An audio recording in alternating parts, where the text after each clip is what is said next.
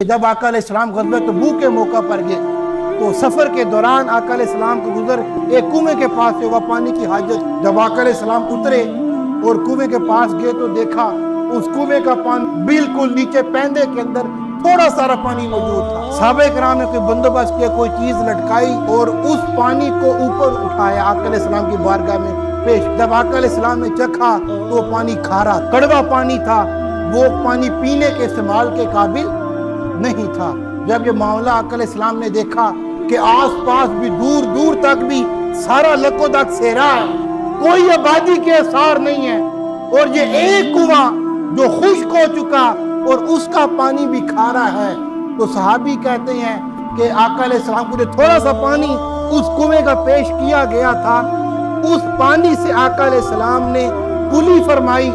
اپنے ہاتھ مبارک کو دھوئے اور وہ پانی آقا علیہ السلام نے کنویں کے اندر واپس کنویں کے اندر ڈالا. تو وہ جو صحابی آقا علیہ السلام کے ساتھ تھے, آقا علیہ السلام نے فرمایا کہ میرے صحابی ان طالت بی کا حیات, کہ اللہ رب العزت کا امر ہے,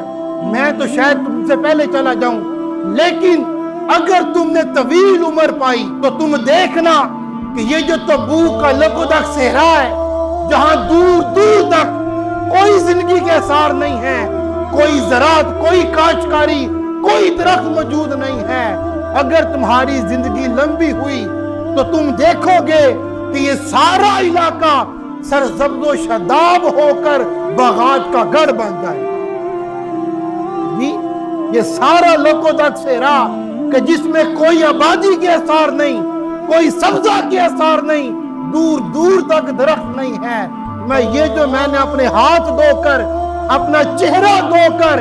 یہ جو پانی کنویں کے اندر ڈال دیا ہے, اب تم دیکھنا اس پانی کی برکت سے یہ سارا علاقہ سرسبز و شاداب ہو جائے گا. جی, آج بھی اس دور میں کوئی بندہ اگر سعودیہ جائے یا جو وہاں پر رہتے ہیں ان سے پوچھیں کہ آج اس دور کے اندر سعودیہ کی ساری زراعت اس تبوک کے علاقے سے ہوتی ہے, سارے باغات, ساری گندم, ساری فصلیں وہاں پر اگائی جاتی ہیں.